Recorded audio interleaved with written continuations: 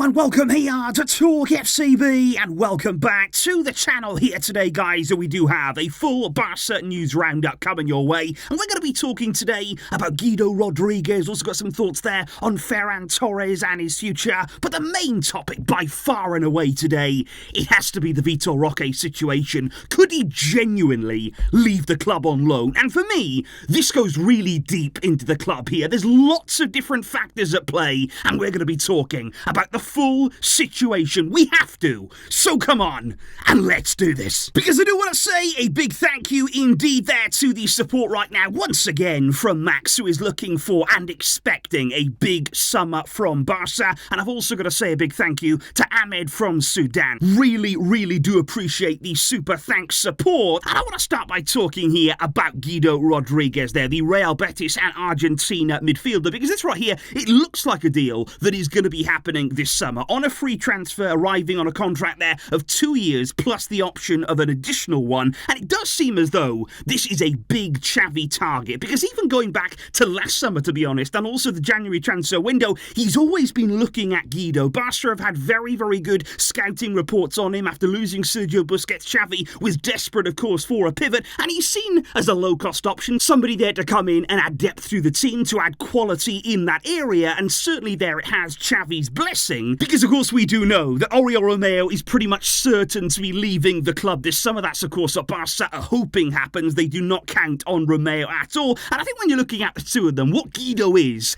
a much better footballer than Oriol Romeo there. What I mean is he's better with the ball at his feet. I think Barca were hoping that Romeo could be a sort of different kind of option, a bit more of a destroyer there in midfield really, but it hasn't really worked out that way, has it? It hasn't really suited the Barcelona way, and certainly with Xavi, how he's looking to play, and I think Gido seems to be a better fit for the team. But I've got to be honest with you guys right now, although Gido is a player that can add depth, it will be on a free transfer and all of that kind of stuff, my main concern is, we can't allow that to be the main pivot signing. That is the most important thing right now, and from what we're hearing, he won't be. Barca are saying, look, we're not going to stop there, we are going to go bigger, we are going to go better, we're going to get in a world-class player in that position. But I would be lying if I said here that I wasn't slightly concerned if we do sign Guido Rodriguez, and then if we're midway into the summer and then we start hearing about FFP, we start hearing about all the different things that you do with Barca, is there a chance he could become the main pivot signing? That is something for me that cannot happen here. Guido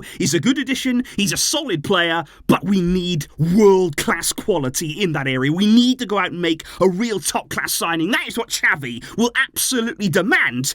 We must make that happen. I do also want to talk to you guys today about Ferran Torres and his future, because we did hear a big rumour in the media yesterday that basically Ferran's exit this summer, his future at the club, he is considered very unlikely to leave. It's not quite untransferable, but he's nearly there apparently. Barca have no real intention of moving him on. They see him as an important player in the squad. They're an important player to Xavi, and for that reason, he looks set to stay at the club. Now, I don't want to have a go here at Ferran. I'm not singling him out. I'm not really saying all of this just because of him and this report. But what I would say at Barca, and the thing that frustrates me, and I know many of us at the moment, is it seems as though some players get chance after chance after chance at Barca. They get season upon season, even if they don't deliver, even if they're not really living up to what we expected from them. Some people get an infinite amount of time to show their quality, and yet the problem is some just don't. There's other players at this club whereby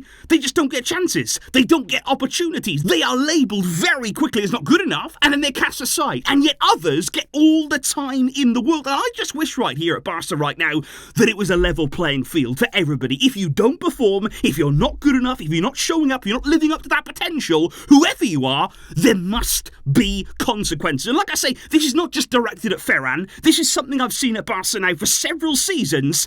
It must be a level playing field. And as we've heard many times, everybody must start from zero and earn their place in the squad. Which is interesting, because then we move on to Vitor Roque and this entire situation, which I'm staggered by. And there's so many different layers here to what is happening with Vitor Roque, and we must go through them all, because there's so much more to this situation than actually meets the eye. Because, right, the headline of it all is Barca will inform Vitor Roque Roque in the coming days that they want to send him out on loan next season. Barca right now do not want Vitor Roque as part of the first team squad. They want to send him to a club in La Liga for the coming season. And Xavi believes that he needs more experience. He's not really convinced by Roque. The club also looking to save on FFP because, as we explained before, they would need to re-register Roque this summer, and all parties right now basically want him out. Which for me is a joke. This is an absolute joke situation. We have barely seen this young man, who, let's not forget, and we have to keep saying this, guys, he's a €40 million signing.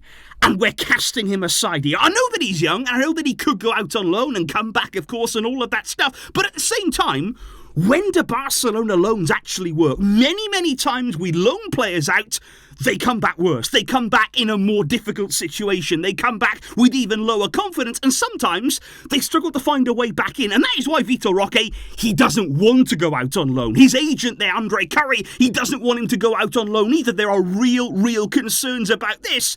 And what is the plan? Can somebody tell me the sporting plan? Before we even go into anything else right now, what are we looking at next season? Lewandowski is 36 years old this summer. 36 years old. I thought we signed Roque for huge money because we were looking for a long-term replacement for Lewandowski. Because we were looking for somebody to come in now and actually compete with him. But now we want to get him out of the door for next season. So we're going to count on somebody there like Mark Guido. Is that the plan? 18 years old, 1 year younger actually than Vitor Roque. The club are working to renew his contract, and there would be no other out-and-out centre-forward, natural number 9 at the club. So right there, you'd say that Guido would be the option. And look, I'd always encourage the club to look to La Masia. That should be our first port of call. We should count on players coming through before we spend the big money elsewhere, before we go out and splash the cash. But that would just make it even worse now that we went out, agreed to spend, and have bought Roque for €40 million. And I just can't believe what we're hearing here, that we would spend all of that money in our financial situation. It seems incredibly irresponsible. And I don't want to hear Laporta talking about FFP this summer. I don't want to hear him talking about our financial problems when you can go out, make a huge signing, and without even seeing him play, we already want to loan him out. That there is ridiculous. And this is when you start looking deeper into this whole situation, because the first thing you've got to say is Deco was behind this signing of Vitor Roque. We know about his link there with Brazilian players. We know about his influence in that area of the market, and he was a big believer in Vitor Roque. He convinced the club there to go out and get them. He wanted him to come into the club. Now, Xavi didn't seem that on board with it. Even at the time, Xavi seemingly would have much rather the money have been spent elsewhere in the team, particularly there when you're looking at midfield, and maybe that's understandable. But Laporta has brought in Deco. Laporta has given Deco a big amount of power from within the club. He has given him there the authority to make signings and make big signings in this way.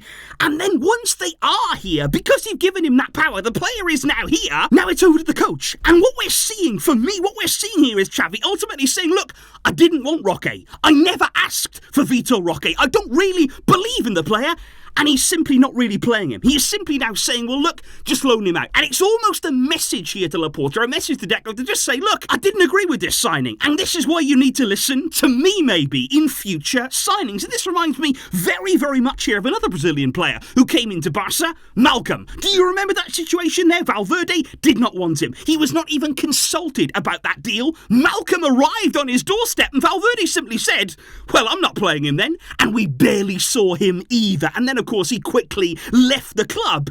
It's only ever going to end one way. The coaches are the one that pick the player. The coaches are the one that decide upon their teams. And if they don't want someone, if they're not really behind a player, you won't really see them. And the most concerning thing here is that we just seem to be on different paths right now inside of the club. And that can absolutely destroy any transfer plan. It can waste a huge amount of money because you hear it all the time. How many times in the media, guys, do you hear it whereby Xavi wants one player and then Deco apparently wants somebody completely different? Now, I'm not just talking about a different player. I'm talking about a completely different type, different profile of player. For example, Xavi would love to sign Zubimendi. That's the kind of player that he wants in that pivot role. Then Deco, he wants Onana from Everton. Now, those are nothing like each other. Those are two completely different players entirely, and it's just like we're planning for two different clubs right now. Nobody's on the same page, nobody's on the same wavelength, and this cannot go on. This is not the way to succeed in business, because you add to all of that then, it doesn't even stop there. You've got Laporta, who has a huge list of Jorge Mendes clients because of his relationship with Jorge Mendes, and every now and then, Laporta just drops a few of them in the squad. He'll say, oh, I've been talking to George, we've actually come to an agreement, and by the way, these are two new players for you. And this cannot happen. Everybody must be aligned, because remember when Mattia Almani and even Jordi Cruyff there was at the club, everybody seemed to be on the same sort of page. Everybody there was thinking about the same sorts of players. Xavi had his targets, the club would work hard to bring them in, everybody had a responsibility, and everybody shared that around in an equal sort of way. Right now, we are too far apart within the club. You've got Deco going off on his own, you've got Laporta doing who knows what with Jorge Mendes, and then you've got Xavi, who's kind of stuck in the middle of all of it, and once those players are arriving with him, he's not really being able to help the situation either. So all of this combined right now, it can create chaos, and this must change. Ahead of the summer, ahead of such an important window, we must address the problems within the club right now. But I am just wondering, guys, what are your feelings on this? Are you with me? Can you see maybe where I'm coming from on this? Or maybe I'm making a fuss about something that's not even there. It's just something I've looked at throughout the season, going back as well even further, just these shifts that we were starting to see, just a difference in mood and feeling within the club, and it just seems to all be coming to a head now. It seems to be really exploding when it comes to this Vitor Roque situation. It's like I say, it is absolutely ridiculous what is happening with Vitor Roque right now. So just let me know in the comments down below. Can you understand my point of view? Are you seeing any of these same things yourselves? And I am interested to know what all of you guys are feeling. I will catch you soon, of course, with lots more videos coming up. But until next time, guys, as always, Visca, Barça.